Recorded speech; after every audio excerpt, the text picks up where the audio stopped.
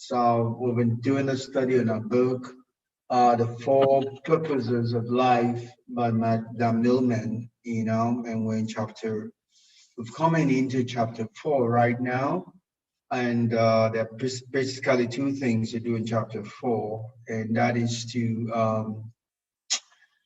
it's talking about the rising moment, pretty much talking about the power of the present moment. So just give me 1 second. I'm going to make my screen, bring up the slides here on my screen, and we'll go from there. Let's see.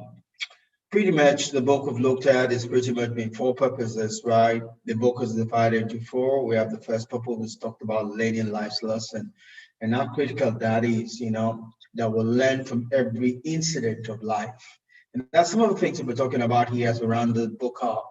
You must not let any lesson pass you, preferably the lessons of others, because as much as you can learn from your own lesson, you don't want to wait for that, because your lesson could be catastrophic, it could be fatal, right? It's best to learn from other people's lesson and apply it into your life. Irrespective, there'll still be lessons for you to learn from your own life, regardless.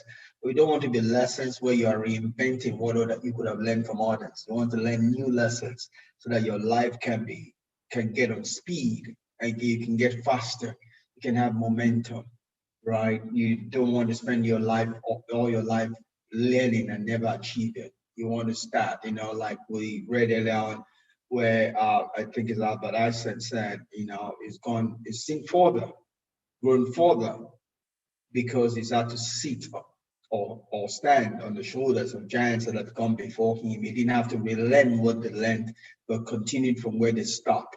You don't want to spend your life reinventing other people's experience. You want to live, stand on theirs and live better, and greater than they ever lived. And we looked at the second purpose there. We talked about finding your career and calling, which is pretty much applying all what you've learned to be able to gain greatness, access into life, working all that is there for you. Hit the good of the land is more like the word. And we went on the third purpose, where we then begin to see how we can apply all of this into our lives and find a place of uniformity, a place of congruency with our lives. We're all different, and we cannot do the same things, right? Whatever we do or not do has to find some kind of alignment with who we are. You don't want to be any other person, right? You want to be who you are, and from who you are, grow and overcome, overtake, and get all that life has for you. And that is critical, And we went into now where we had the fourth purpose of life, and we're talking about the power. How does all of this come to bear? Right? We've talked about there are several principles. Now we're talking about how do I apply it? How do I begin to work in it? It's not just filling my head with information. It's allowing that information to become flesh in my life. How do I work in it and gain access by all that I've learned? Right? And those are pretty much the four things. This is just looking back at what we did in chapter 3. Chapter 4 is what we're going to do. My sister is supposed to take today, but for whatever reason, she's not here, so I'm going to take it. And we'll take next week also to close this out. All right, so let's start. So I'm going to let me run the slide, also my other laptop, so whatever I don't see here, I can see on this other laptop. All right, and pretty much, all right, and this is this quote that we'll see here in the book. It says, "There's surely nothing other than the single purpose of the present moment. A person's life is a succession of moment after moment. When one fully understands the present moment, there will be nothing else to do and nothing else to pursue." So what's the present moment? The present moment is just now, right? Living in the now of your life, right? There are pretty much 3 pages in everybody's life: yesterday, today, and tomorrow. Right? And that works in days, it works in months, it works in years, and it works in moments, seconds also, right? And let me just put this in this. I have this on my blog, right? The way the brain works, right? The way the brain works is such that anything that you see, the brain is just quickly going to see what it is, quickly run it into your memory bank, and say, how does this relate to all that I've ever experienced, all the information I've ever gathered, right? Find some references and quickly gives you a decision to make at that point in time. So the brain is continually doing this as you are in every moment. It's helping you make decision in every moment, every new thing you see. That's just the way God has created the brain. You see it, He runs it back, pop, checks against your memory, or checks against every experience of life you ever had, gets his reference and decides what it is that this thing is and what it expects you to do at that present moment, right? And it gives you something to do. Sometimes it goes blank. So sometimes you see some people and you just because the brain is working so fast, is not finding any reference position. This person is either so special, is left a mark in your life, is either out of something, there's a trouble, or you never met. So that's where you look at some people and you just stay glued to them because the brain is working and it couldn't just come up with what to do at that point in time. So that's just the way the brain works, and it works best in every moment. It's always trying to make decisions every moment, right? That is a natural way God has created the brain to work.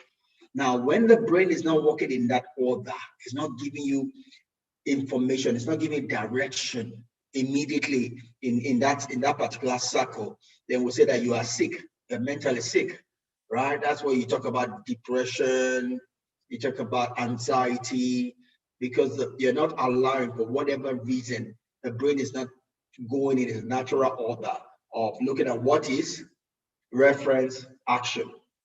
Right? When you have anxiety, then you're stuck.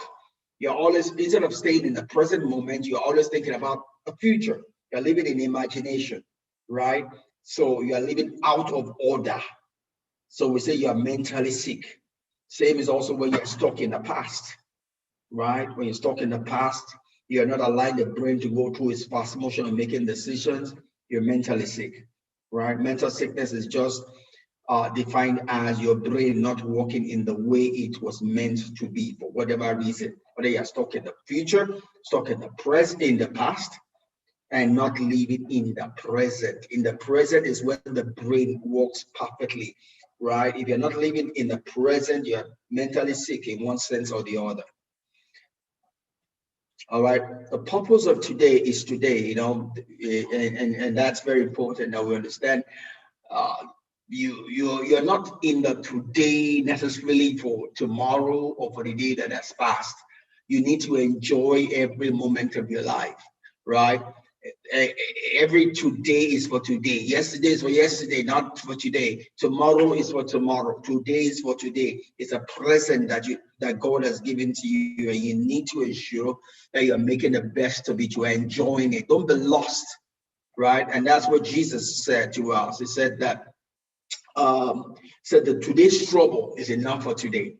Don't bring tomorrow's trouble into today. Don't bring yesterday's trouble into today. It says today's trouble is enough for today. Today is for today, right? Anytime you live in the yesterday, bring yesterday's trouble into today or bring tomorrow's trouble into today, then you're overburdening today. You are not getting the best from today. Don't forget, today will soon be yesterday. And if you don't live today right, you will get in a continuous trap of where you think you need to go back and redo your yesterday's today. Today is for today. Let that mentality and way of thought be for you, because it will help you, it will change you, right? Is today is for today. This moment is for this moment.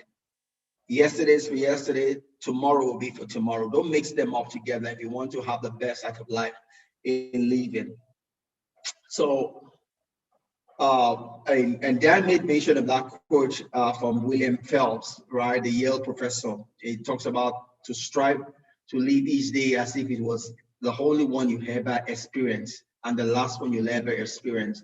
It's that same quote where we talked about that you work as if it's all you have as a last day that you have, and also